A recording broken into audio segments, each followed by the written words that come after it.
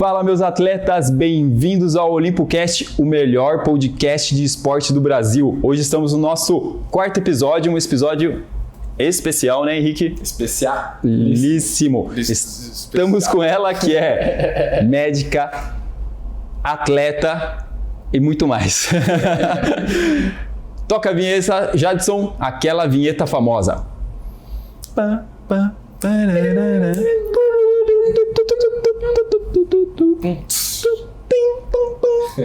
Bom, estamos aqui com ela, doutora Thaline Costa. Seja bem-vindo ao OlimpoCast.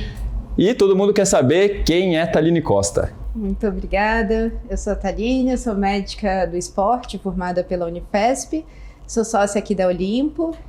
E já atuei no Corinthians como médica do esporte durante muito tempo. E sou uma apaixonada por esportes. Boa, Thaline, boa.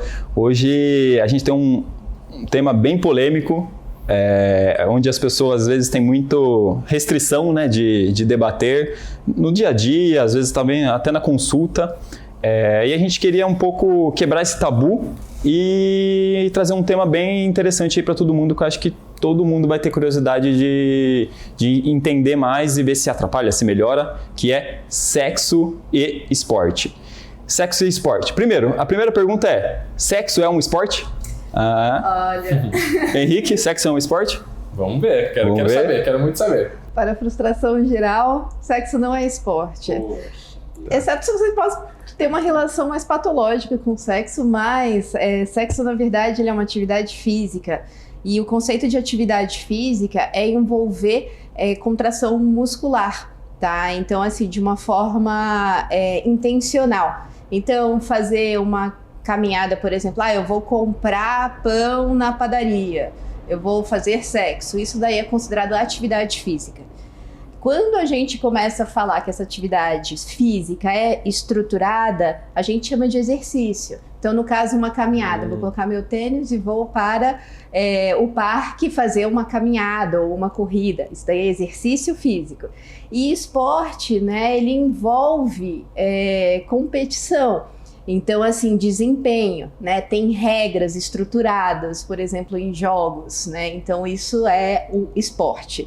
Então, se a gente colocar o sexo dentro de uma categoria de esporte, teria que ser envolver todos esses níveis, né? Virar exercício físico, ou seja, você fazer, né, de uma forma estruturada, visando melhora de aptidão física ou de capacidades físicas, o que normalmente as pessoas não têm essa relação com o sexo, né? E sim é uma atividade de prazer que você realiza.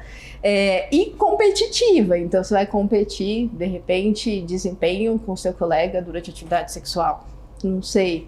Então, eu espero, a gente né? compete.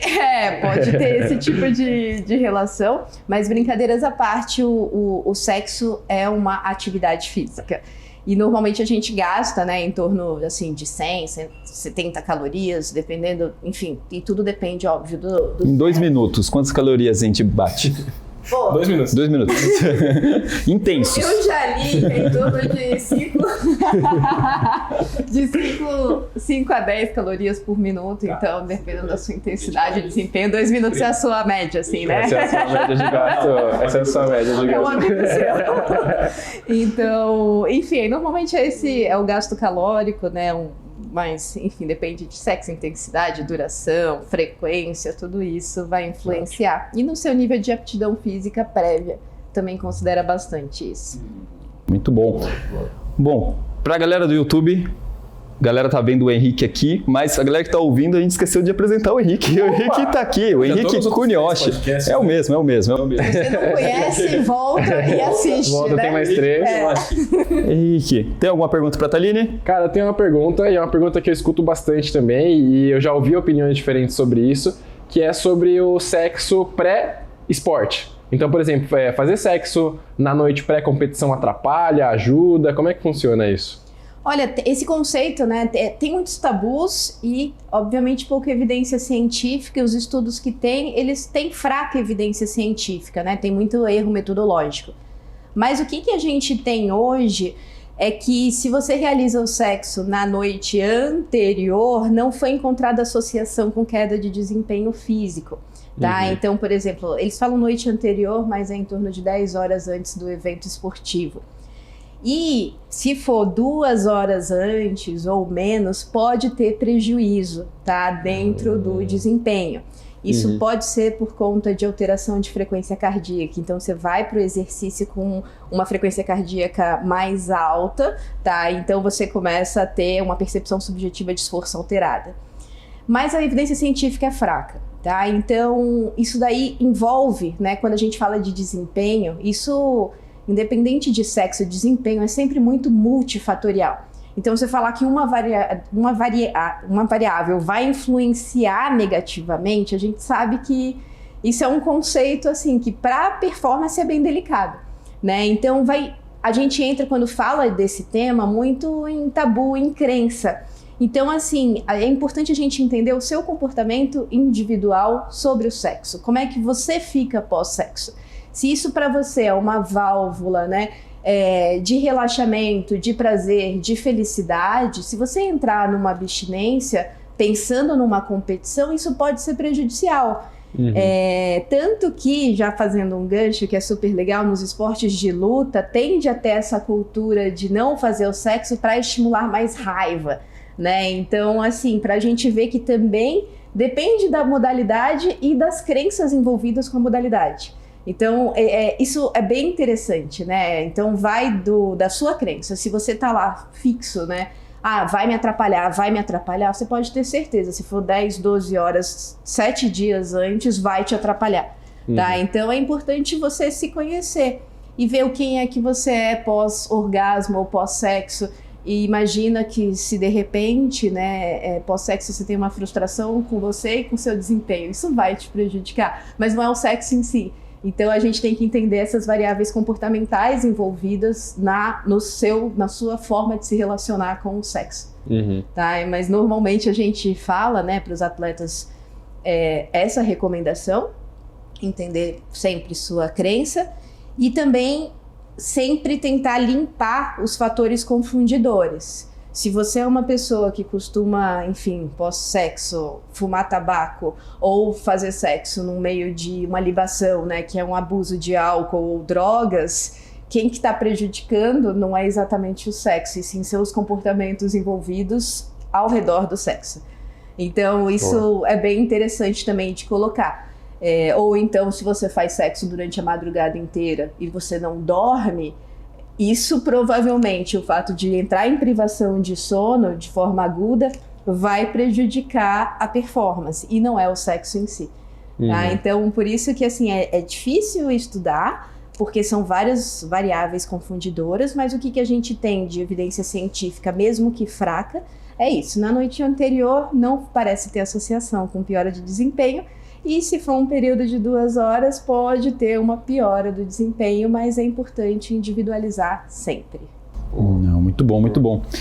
Uma vez eu estava assistindo um programa de esporte, esses esportivos da TV, e aí um ex-jogador falou que tinha uma cultura em um futebol mais antigo aqui do Brasil, de jogadores entrar no vestiário, ir no banheiro, se masturbar antes da partida. Eles falavam que eles entravam mais ligadão. Tem alguma evidência científica? É uma superstição? Faz sentido? Não tem evidência científica. Isso com certeza, assim, masturbação e desempenho. Só que é isso, a gente volta a entrar em crenças e particularidades do atleta. Se ele se sente bem assim, quem somos nós de falar que isso é prejudicial? Né? Claro, se ele não estiver causando nenhum tipo de problema social, né, onde ele está inserido, por que não? Mas é isso, tem pessoas que pós-masturbação, pós-orgasmo, pode ficar lá relaxado e não conseguir desempenhar de uma forma adequada. Que, igual que eu falei antes, né, se essa questão das 2 horas de fato tiver influência em relação à atividade sexual, às vezes o comportamento de masturbação pode ser parecido e prejudicar o desempenho da pessoa. Então, particularizar. Se o atleta se sente bem e que ele não está atrapalhando o grupo, né, e nem agredindo ninguém, à vontade, né? Boa, boa. Já testou, Henrique? Não, isso eu nunca testei. Essa parte eu nunca testei. Boa, só curiosidade. Mas acho que o fato de ser um tabu talvez prejudique um pouco a realizar pesquisas científicas de qualidade, né? Não sei se isso tem alguma relação. Eu acredito que sim, isso com certeza. Isso todas as pesquisas, né, envolvendo sexo, porque as pessoas mentem. E mesmo é interessante, tem um estudo que falam que os brasileiros sempre vão reportar que eles fazem mais sexo do que eles realmente fazem. Então, só isso já cria um erro nos estudos. Né? Então, assim, porque as pessoas têm esses tabus envolvidos, que a pessoa precisa ser muito transante, ou então que, não, você vai ser julgado por isso, isso e isso. Então, como é que você vai... E também controlar todas as variáveis envolvidas, né, a respeito disso. A não ser que o avaliador do estudo observe a prática da atividade. Você não queria fazer mestrado? Você não queria fazer mestrado? E pode levar todo mundo para psiquiatria. Padronização. Olha, eu vou ficar observando. Observação, padronização do movimento e tempo. Padronização do movimento. Aí a gente tem um estudo bom. Mas isso cria um viés, né? Do tipo, você não tá fazendo a mesma atividade que você tá acostumado. Você tá lá num protocolo. Exato. Não tinha pensado nisso, droga. Vai ser reprovado na minha plataforma. Eu tenho uma pergunta. Uma pergunta que não foi ensaiada. A gente falou então sobre o sexo atrapalhar o esporte. E o esporte pode atrapalhar o sexo? Pode, assim, não li evidência científica, mas se você tiver exaurido... Mas na prática. Na minha prática. Se você tiver exaurido, muito cansado, isso pode, obviamente, assim, que é normal, né, conforme o nível de exaustão do exercício, ter queda de libido aguda, né, ou de forma crônica, mas aí seriam dentro de programas de periodização planejados, ou não, que aí entra aquela história do overreach não funcional, mas de ter queda, por exemplo, de libido, né, ou mesmo exaustão muscular, muita dor que pode comprometer o seu desempenho sexual. Então, sim, pode prejudicar, mas também tem que entender o nível de atividade física que você fez, como é que tá você de disposição, de vontade e de dor muscular, né, também, para você poder se movimentar. Vou ficar parecendo morta lá e deixar alguém atuar por você. Tem gosto para tudo. Peraí que a produção tá mandando mais uma pergunta. Mais uma pergunta. Diretor, lança boa. Vamos lá. Beterraba, inimiga ou aliada do sexo? Deve ser aliada, tá? Aliada. Porque a beterraba... Essa é uma dúvida do nosso diretor. Tem um papel de vasodilatação, né? A gente usa, inclusive, isso como pré-treino. Então, eu acredito que possa ter um efeito benéfico para o sexo, principalmente assim, se for para pensar, né, no homem, né, da vasodilatação necessária para uma ereção. Mas assim, gente, eu nunca li sobre isso, tá? Eu só tô fazendo uma analogia de pré-treino. Pegamos ela de surpresa, mais uma vez. O pré-treino causa ereção, eu acho. Então, não sei se a beterraba vai influenciar, mas enfim... Não sei, acho que pode ser. Se você acreditar, vale a pena. Henrique, já testou a beterraba? Beterraba com Viagra. Com Viagra, boa. Mas aí tem viés. Bom, vamos para a terceira pergunta dos internautas. Hoje tá bombando. E acho que nem fala mais internautas, né? Internautas. Não, porque nossos seguidores, né? Sim. É isso. Então vamos lá. Terceira pergunta dos internautas seguidores. Abacaxi antes do sexo ajuda? Meu Deus. Nem ideia. Essa é uma dúvida abacaxi minha. Antes do sexo. Ajuda se você acreditar que ajuda. Claro que ajuda, entendeu? Mas assim, vai com muita fé. Boa, come e fala, isso aqui vai mudar a minha vida. Aí você vai lá, come e vai fazer efeito. Sinto ótimo com abacaxi. Pra você acreditar, assim. Cara, nossos internautas estão com umas perguntas assim, exóticas, né? Da onde é que tá vendo isso? E eles já mandam com a arte, né? Não, isso que é bom, né? Não, o diretor tá ali editando. Caraca! Vocês não conseguem ver. Um dia a gente filma ele. Vamos lá. Primeiramente, então, agradecer a doutora Thaline aqui pela presença. A agenda dela é super concorrida, então foi difícil agendar, apesar dela ser nossa sócia aqui, ela, além de médica, como a gente comentou, ela é atleta, e ela é atleta mesmo, ela fala que não, mas ela é atleta mesmo. Ela luta karatê, natação, crossfiteira. Corrida. Tá correndo agora, Ela corre bem, ela fala que não, mas ela corre bem. Thaline, então muito obrigado pela presença aqui no podcast, a gente só tem que agradecer.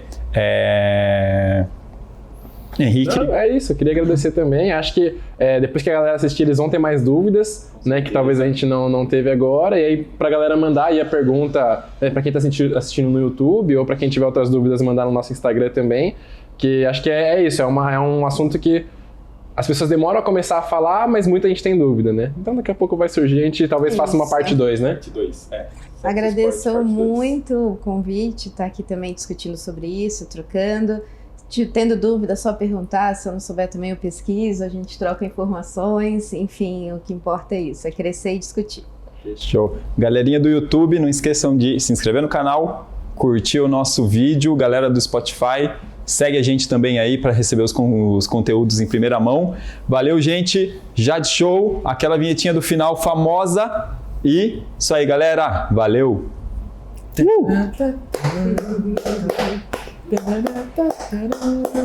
Tchau. É isso. É isso. Obrigada, pessoal.